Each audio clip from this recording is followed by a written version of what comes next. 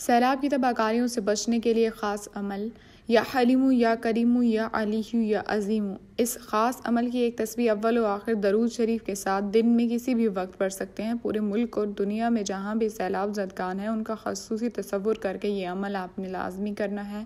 آپ تصویروں میں دیکھ سکتے ہیں یا آپ نے جو بھی انٹرنیٹ پہ سوشل میڈیا پہ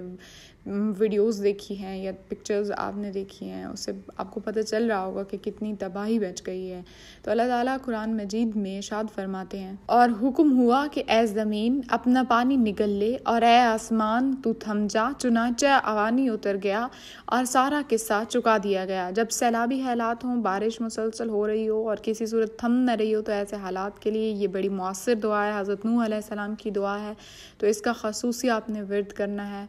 آپ دیکھ سکتے ہیں کہ مطلب سوات کی ویلی کتنی خوبصورت ویلی تھی اور اب جو ہے اس میں پانی کی کیوسک بہت زیادہ تھی، تو آپ نے قدرتی آفات سے بچنے کے لیے بھی مسنون دعائیں پڑھنی ہیں۔ یہ مسنون دعائیں میں نے کچھ شیئر بھی کر دی ہیں اس میں۔